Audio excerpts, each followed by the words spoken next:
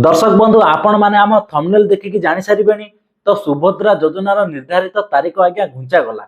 तो आपण मानक जो सुभद्रा योजनार नुआ टंकाटी मिली था जहाँकि जो भौणी मैंने आमर सुभद्रा योजन नुआ कर आवेदन करते तो सरकार कहते नुआ वर्ष आज्ञा सुभद्रा योजनार टंकाटी मिल। तो आज्ञा देखु एने पाखापाखि बहुत भौणी मैंने मत काली कमेंट करते आज भी जिते मुझे इंस्टा ऑन कली पाखापाखि 3 ରୁ 4 जन भौणी कमेंट करते जे भाई सरकार कहते नुआ वर्ष में मिल सुभद्रा योजनार टंका किंतु आमको मिली ना।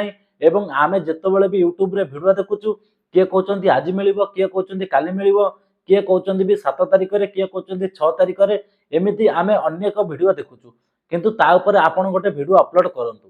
तो आज्ञा देखंतु आपण मानकु प्रकृत में केबे एही सुभद्रा योजनार टंकाटी मिलिबो जे भौणी माने आमर नुआ करी आवेदन करचंती।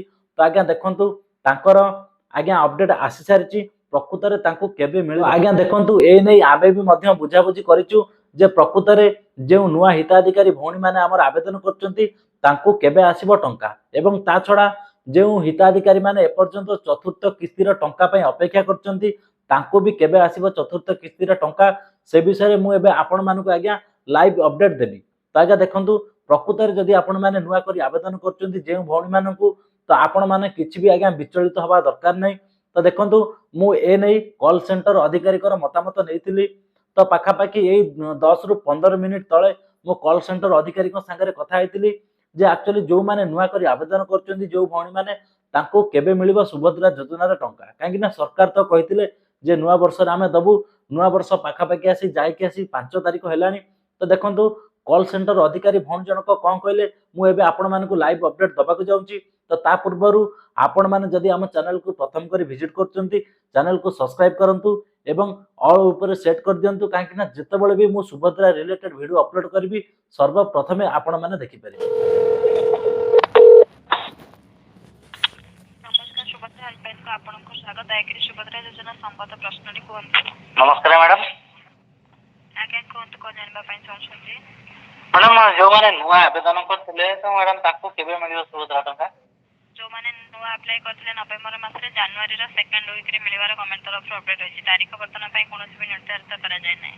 आज्ञा तो आपण माने जानि परिले कॉल सेंटर अधिकारी जे भौणी को संगे मु एबे कथा हली से भौणी जनक कोन कहले ना देखंतु पर्टिकुलर कोनोसी डेट आसीनी किंतु आपण मानकु केबे सुधा मिल जिवो से भौणी जनक कहि देले। तो आपण मानकु केबे मिलिबो ना जदि आपण माने नुआ करी सुभद्रा योजना रे आवेदन करचंती तो आपण मानकु मिलिबो आज्ञा केबे ना जनवरी मास सेकंड वीक रे।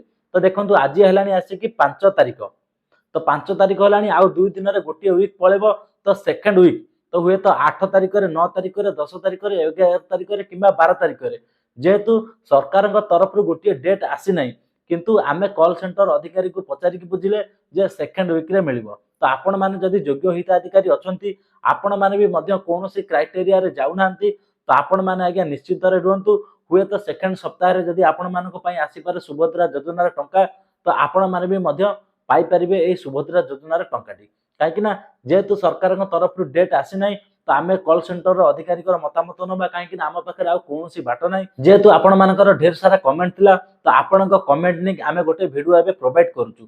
तो दर्शक बंधु देखंतु जो माँ माने भौणी माने एपर्यंत सुभद्रा योजनार चतुर्थ किस्ती टंका को अपेक्षा करके बसिचंती तो तांकु बाकी रहिला केबे मिलिबो एई सुभद्रा योजनार चतुर्थ किस्ती टंका। तो देखंतु आज्ञा आपण माने जानिथिबे जे सरकार 2टी डेट घोषणा करथिले तो केबे ना आज्ञा राखी पूर्णमी रे मिलिबो गोटिए किस्ती एवं आ गोटिए मार्च 8 तारिख महिला आंतर्जातिक दिवस।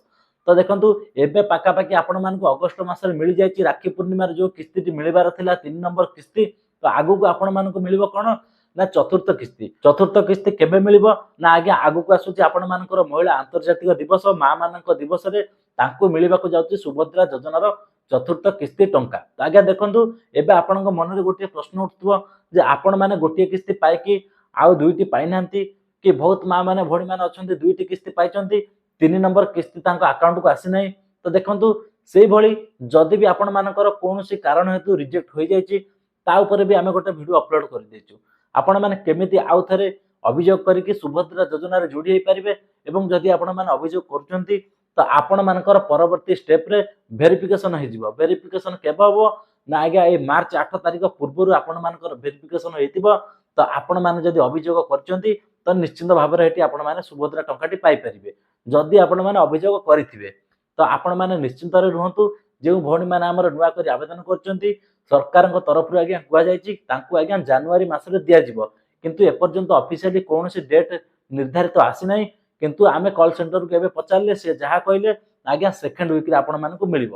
ଏବଂ ଯେଉଁମାନେ ଚତୁର୍ଥ କିସ୍ତିକୁ ଅପେକ୍ଷାରେ ଅଛନ୍ତି ତ ଆପଣମାନେ ଜାଣିପାରିଲେ ତାଙ୍କୁ ମାର୍ଚ୍ଚ 8 ତାରିଖରେ ମିଳିବ। ତ ଦର୍ଶକ ବନ୍ଧୁ ଏ ଥିଲା ଆଜିର ଗୋଟେ ଛୋଟିଆ ଅପଡେଟ୍। ଆପଣମାନଙ୍କୁ ଭିଡ଼ିଓଟି କେମିତି ଲାଗିଲା ନିଶ୍ଚିନ୍ତ ଭାବରେ ଆପଣମାନେ କମେଣ୍ଟରେ ଜଣାନ୍ତୁ ଏବଂ ନିଶ୍ଚିନ୍ତ ଭାବରେ ଭିଡ଼ିଓଟିକୁ ଗୋଟିଏ ସେୟାର କରନ୍ତୁ। ଏବେ ବିଦାୟ ଦିଅନ୍ତୁ। ନମସ୍କାର, ଜୟ ଜଗନ୍ନାଥ।